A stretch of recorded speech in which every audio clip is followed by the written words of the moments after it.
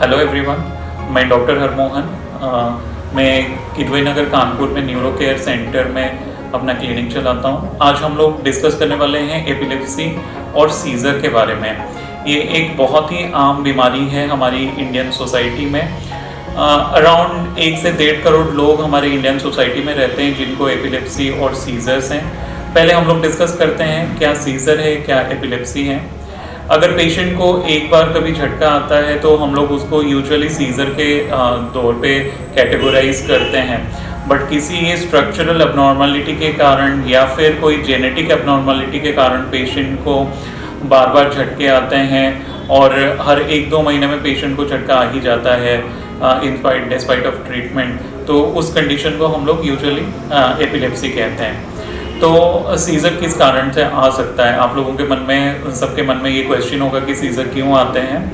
अगर हम लोगों के ब्लड में नमक की कमी हो गई, ग्लूकोज की कमी हो गई, तो उसमें सीज़र आ सकते हैं। पेशेंट को रोड ट्रैफिक एक्सीडेंट है, उसके बाद ब्रेन में इंजरी आ जाती है, तो उसमें भी सीज़र आ सकते हैं। पेशेंट को फालिश लग जाती है तो उसमें भी सीज़र के चांसेस रहते हैं। कुछ जेनेटिक एपिलेप्सीज होते हैं जो पेरेंट से बच्चे इनहेरिट करते हैं, या न्यू म्यूटेशन के कारण बच्चों में कुछ जेनेटिक एबनॉर्मलिटीज़ आ जाती है तो उसमें भी झटके आने के चांसेस रहते हैं। तो ऐसे बहुत सारे कारण हैं झटके आने के, बट इंडियन सोसाइटी में हम लोगों के इन्फेक्टिव डिसऑर्डर्स काफ़ी ज़्यादा रहते हैं, जैसे न्यूरोसिस्टिक सर्कोसिस, ट्यूबरकुलोसिस, ये सब इंडियन सोसाइटी में काफ़ी ज़्यादा पाया जाता है। तो इस वजह से इंडिया में प्रीवेलेंस ऑफ सीज़र और इंसिडेंस ऑफ सीज़र काफ़ी ज़्यादा है।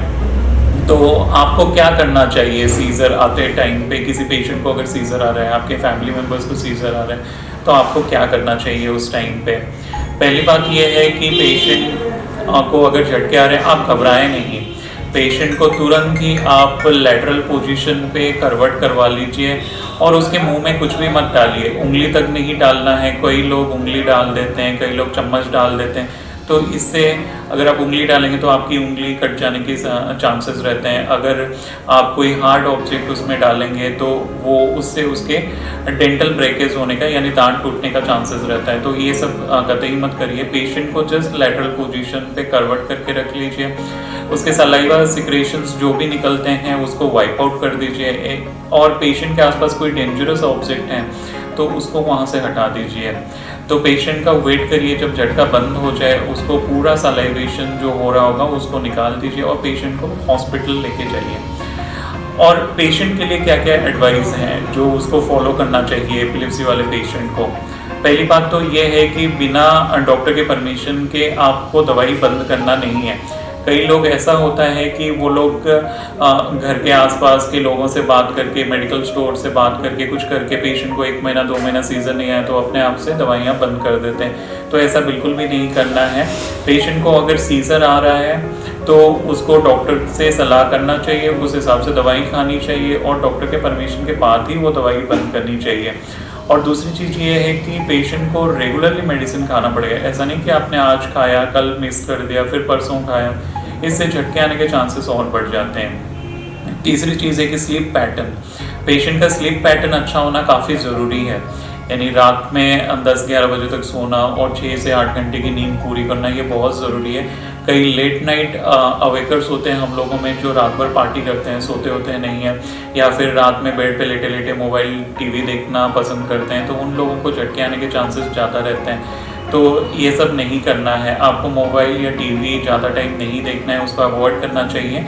और रात में जागते नहीं रहना है, आपको नींद पूरी करना बहुत ज़रूरी है, नहीं तो इससे सीज़र थ्रेशोल्ड कम हो जाते हैं और सीज़र आने के चांसेस बढ़ जाते हैं। और एक बात है हंगर, भूख में कभी पेशेंट को नहीं रहना चाहिए। जब भी भूख लगे आपको कुछ ना कुछ खाते रहना चाहिए। और लास्ट में मैं बताऊंगा कि बहुत सारे लोग हैं जो अल्कोहल लेते हैं, अल्कोहल से सीज़र फ्रीक्वेंसी बढ़ जाती है, तो अल्कोहल लिमिट में ही लीजिए और छोड़ सके तो वो बहुत ही बेहतर है। और छोड़ना आपको पड़ेगा क्योंकि ज़्यादा पी लेने से फिर सीज़र थ्रेशोल्ड कम हो जाता है और सीज़र आने के चांसेस बढ़ जाते हैं। लास्ट में मैं बताना चाहूँगा सोशल स्टिग्मा के बारे में। एपिलेप्सी को लेके हमारे सोसाइटी में काफ़ी स्टिग्मा है कि किसी को झटके आ रहे हैं तो वो लोग आस पड़ोस में बताना नहीं चाहते, लड़कियों की शादी में प्रॉब्लम होता है। बट ऐसा है कि ये शुगर, ब्लड प्रेशर जैसी एक बीमारी ही है। इसको आसपास के लोगों को बताना बहुत ज़रूरी है। आपके फैमिली और फ्रेंड्स आपके सीज़र के बारे में जानना ज़रूरी है, क्योंकि अगर कभी भी आपको सीज़र आता है तो आपको हेल्प करने वाला आपके आस पड़ोस में जो रहते हैं या आपके फैमिली में जो सराउंडिंग में जो फैमिली मेम्बर्स हैं, अपने फ्रेंड्स हैं, यही लोग सब आपको उसी टाइम पे मदद करेंगे। तो उनको अवेयर होना सीज़र के बारे में बहुत ज़रूरी है कि आपको सीज़र आते हैं, तो वो लोग थोड़ा वॉचफुल रहें। हम लोग कुछ स्प्रे वगैरह देते हैं पेशेंट को कि सीज़र आने पे उसको स्प्रे करना है नाक में, तो उसकी जानकारी भी आपके रिलेटिव्स को या फ्रेंड्स को होनी चाहिए। तो इसलिए फ्रेंड्स के साथ और रिलेटिव्स के साथ इस बारे में बात करना बहुत ज़रूरी है। ये कोई आम बीमारी की तरह ही है, सीज़र कोई ऐसा बहुत खतरनाक बीमारी नहीं है, बट ऐसा है कि आपको हमेशा वॉचफुल रहना पड़ेगा। जो प्रिकॉशंस मैंने बताए उसको लेते रहना पड़ेगा, तभी आप एक हेल्दी लाइफ लीड कर सकते हैं। और एपिलेप्सी सर्जरी ऐसा है कि हर पेशेंट की एपिलेप्सी सर्जरी करना पॉसिबल नहीं है, और हर पेशेंट की एपिलेप्सी सर्जरी कराना ज़रूरत भी नहीं है। एपिलेप्सी जब रेजिस्टेंट होती है, यानी दवाइयों के बावजूद भी पेशेंट को एपिलेप्सी आ रहा है, तभी हम लोग एपिलेप्सी सर्जरी के लिए एडवाइस करते हैं, बट वो काफ़ी कॉम्प्लिकेटेड है। उससे पहले बहुत सारी जांचें वगैरह करनी पड़ती हैं। तो अगर आप दवा सही से नहीं खा रहे हैं तो आप ड्रग रेजिस्टेंट एपिलेप्सी की तरह ही प्रेजेंट करेंगे। तो ऐसा है कि आप दवा सही टाइम पे खाइए, डॉक्टर के परमिशन के बिना दवा बंद मत करिए, और जब सही लगे डॉक्टर को कि पेशेंट रेजिस्टेंट है, बिल्कुल दवाइयों से रिस्पॉन्ड नहीं कर रहा है, तभी वो एपिलेप्सी सर्जरी के लिए आपको एडवाइस करेंगे। बाकी आपको एक हेल्दी लाइफ लीड करने के लिए जो प्रिकॉशंस मैंने बताए वो आपको फॉलो करना होगा। Thank you.